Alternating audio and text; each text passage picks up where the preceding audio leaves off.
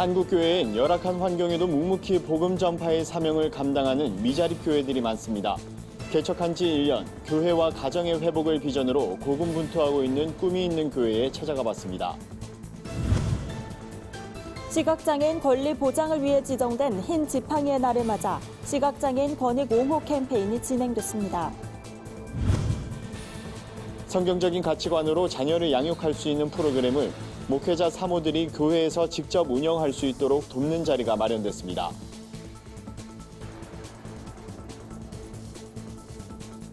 안녕하십니까. 구티비 뉴스입니다. 한국교회의 약 80%가 미자립 개척교회라고 합니다. 대부분의 미자립 교회가 열악한 환경에서 복음을 전하기 위해 고군분투하고 있는데요. 구티비 특별기획 복음이 희망이다. 이번 시간엔 개척한 지 1년, 성도 수는 손에 꼽을 정도지만 다음 세대와 가정의 회복을 꿈꾸며 교회 문턱을 낮추기 위해 힘쓰는 꿈이 있는 교회에 찾아가 봤습니다. 최로희 기자입니다. 서울 방화동에 위치한 꿈이 있는 교회는 매주 10명 남짓한 성도들이 모여 함께 예배를 드립니다. 담임 손동우 목사는 큰 교회에서 목회한 경험이 많지만 하나님께서 처음 주신 마음을 따라 지난해 이곳에 교회를 개척했습니다. 좀 신학을 하고 17년 동안 사역을 하면서 하나님 앞에 개척에 대한 강력한 소망은 있었는데 용기도 없었고 부족했는데 작년에 하나님께서 강력하게 개척을 할 수 있는 상황을 열어주셔서 작년에 이 방화동에서 꿈이 있는 교회를 개척하게 되었습니다. 가족 같은 분위기만큼은 어느 교회와 견줘도 뒤지지 않지만 어떻게 하면 교회 문턱을 낮출 수 있을지에 대한 고민은 끝이 없습니다. 손 목사는 사람들이 공통적으로 건강에 관심이 많다는 점에 착안해 홍채학을 공부하기 시작했습니다. 실제로 홍채는 뇌와 신경계를 통해 모든 장기와 조직에 연결돼 있어서 질병의 진단지표 역할을 할 수 있는 것으로 알려져 있습니다. 의사처럼 전문적인 진료를 할 수는 없지만 홍채를 통한 건강상태 진단으로 식습관 개선이나 병원 방문을 권하는 등 성도들의 건강관리에 도움을 주고 있습니다.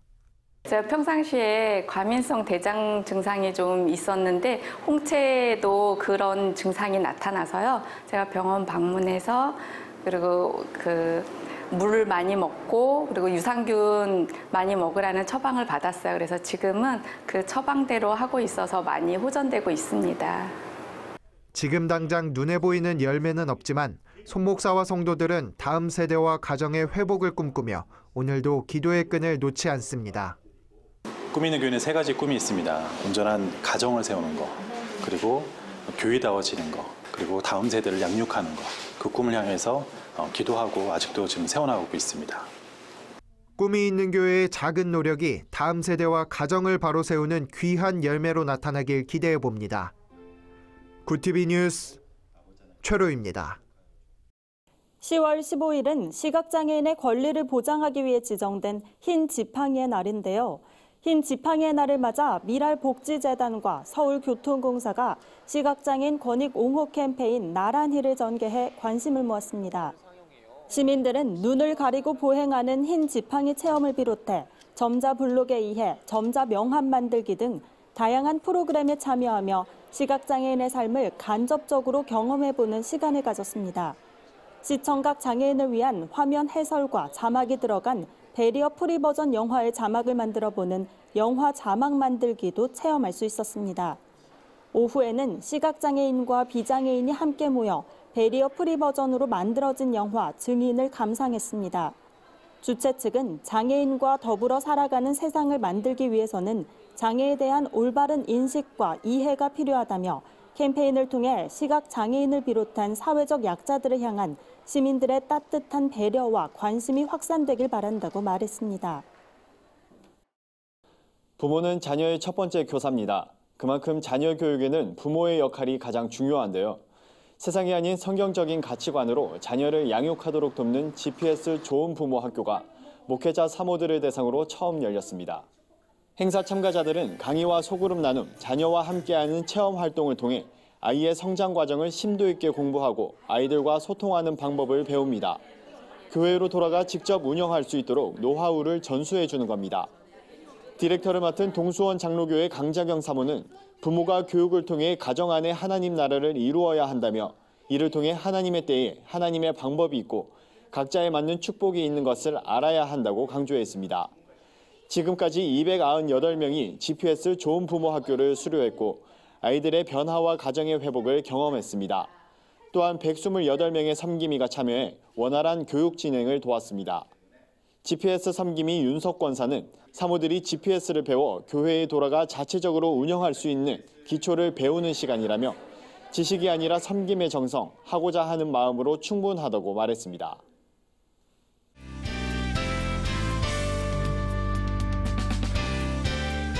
세상 속 크리스천들의 다양한 이야기를 만나보는 네포난의 교회입니다. 첫 번째 소식입니다. 찬양을 통한 문화예술 선교에 앞장서고 있는 굿TV 여성합창단이 인도네시아 자카르타를 방문해 선교 음악회를 가졌습니다. 굿TV 여성합창단이 정성껏 준비한 이번 공연은 현지 주민들의 큰 호응을 얻었습니다. 여성합창단은 첫 번째 일정으로 꿈나무 학교를 방문해 학생들과 교제하는 시간을 가졌는데요. 아직까지 숫자를 통해 악보를 보는 학생들을 위해 악보 보는 방법을 가르쳐주고 찬양 공연을 선보이는 등 풍성한 나눔이 이어졌습니다. 웨슬리 국립신학교에서 음악교육 노하우를 전달하는 시간도 가졌습니다. 빈민촌을 찾아 주민들을 위한 길거리 힐링 콘서트를 열기도 했는데요. 아름다운 하모니가 깃든 찬양 콘서트, 아카펠라, 합창 등 다양한 공연이 진행됐습니다. 주민들은 처음 들은 찬양임에도 춤을 추고 함께 찬양을 따라 부르며 호응해 감동을 전했습니다. 여성합창단 황혜영 지휘자는 인도네시아 자카르타 방문은 굿TV 여성합창단이 창단된 후 첫 해외 선교였다며 이를 통해 여성합창단원 모두가 문화사역을 향한 하나님의 비전과 사역에 대한 이유를 확실하게 깨닫게 됐다고 말했습니다. 다음 소식은 최생금 교회 기자가 보내왔습니다. 코리아 오페라 필하모닉 오케스트라가 제12회 정기 연주회를 개최했습니다. 베토벤 피아노 콘체르토 3번과 결혼이란 주제로 열린 이번 연주회는 소프라노 강세영 씨와 이탈리아 출신의 피아니스트인 남편의 실제 연애담을 담아냈는데요. 일부는 코리아 오페라 필하모닉 오케스트라가 연주한 한 여름밤의 꿈 결혼 행진곡 맨델스 존으로 막이 올랐습니다. 새 신랑 신부의 마음이 담긴 베토벤 피아노 협주곡 3번 연주와 오페라 돈 파스칼레의 그 눈빛이 기사를 사로잡았지 공연도 이어졌습니다. 2부는 결혼식 후 피로연 형태의 공연으로 이어져 눈길을 끌었습니다. 바리톤의 중앙대 이재환 교수는 부부를 위해 3위 인곡과 그라나다를 불렀습니다. 뿐만 아니라 전 출연진은 오페라 라보엠의 오 사랑하는 여인이여, 10월의 어느 멋진 날에 등 다양한 연주와 합창으로 실력을 뽐냈는데요. 관객들은 독특한 구성으로 재미있고 유쾌하게 사랑 이야기를 풀어냈다는 평가와 함께 큰 박수를 보냈습니다. 네포난의 교회는 시청자 여러분의 제보를 기다리고 있습니다. 함께 나누고 싶은 영상이 있다면 전화나 이메일로 참여해 주시기 바랍니다. 오늘의 사회 이슈를 하나은 기자가 종합해 드립니다. 오늘의 이슈 포커스입니다. 정부가 검찰의 대표적 직접수사부서인 특별수사부를 축소하고 명칭을 변경하기로 의결했습니다. 개정안은 서울, 대구, 광주 세 곳에만 특수부를 남기고 이름도 특수부에서 반부패 수사부로 바꾸는 것이 골자입니다. 수원, 인천, 부산, 대전지검의 특수부는 형사부로 전환됩니다. 개정안은 15일 국무회의 의결 후 즉시 공포돼 시행됩니다. 다만 시행일 기준으로 각 검찰청 특수부에서 수사 중인 사건에 대해선 개정안이 적용되지 않습니다. 건강보험료를 낼 경제력이 있는데도 장기간 내지 않는 고액자산가와 고소득자가 해마다 늘고 있는 것으로 나타났습니다. 건강보험공단에 따르면 외제차 소유자, 빈번한 해외 출입국자, 고액재산 보유자 등 건보료 납부 능력이 있음에도 6개월 이상 고의로 내지 않는 건강보험 체납 특별관리 가구는 올해 8월 현재 65,369가구에 달했습니다. 이들 특별관리 가구가 체납한 건보료는 1,351억 원입니다. 연도별 특별관리 가구는 2015년 59,364가구에서 2016년 59,049가구, 2017년 65,518가구, 2018년 62,184가구 등으로 매년 증가했습니다. 앞으로 고농도 초미세먼지가 발생하면 관심, 주의, 경계, 심각 4단계로 나눠진 위기 경보가 내려지고 단계별 대응에 들어갑니다. 환경부에 따르면 관심 경보된 공공부문 차량 2부제, 도로 청소차 운행 확대 등이 시행됩니다. 주의 경보가 내려지면 필수 차량을 제외한 공공부문 차량의 운행을 전면 제한하고 어린이집 등 취약계층 이용시설에서 보건용 마스크를 지급합니다. 경계 단계에선 민간 부문 차량의 자율 2부제를 시행하고 심각 단계에선 강제 2부제와 함께 휴업, 휴교 명령은 물론 재난사태 선포와 임시 공휴일 지정도 검토할 수 있게 됩니다. 민통선 아래서도 처음으로 아프리카 돼지열병 바이러스가 발견된 가운데 국방부와 환경부가 최전방 접경 지역에서 야생 멧돼지 포획에 나섭니다. 이번 포획 조치에는 국방부와 환경부, 산림청 지자체 협조하에 민간협사와 군 포획 인력, 감시 장비 운용 요원 등 총 900여 명의 민관군 합동 포획팀이 투입됩니다. 국방부는 파주시, 화천, 인제, 철원, 연천 등 돼지열병이 발생했거나 가능성이 높은 접경 지역을 대상으로 해당 지역 주둔 군단장 지휘하에 주야간의 포획을 실시한다고 밝혔습니다. 구티비 뉴스 하나은입니다. 글로벌 선교 방송단과 함께하는 교계 소식 전해드립니다. 부울경본부에서 전해온 소식입니다. 캄보디아 선교지원센터 창립 예배가 최근 부산 해운대 캄보디아 선교지원센터에서 열렸습니다. 이날 예배엔 김영만 선교사를 포함해 약 40명이 모였습니다.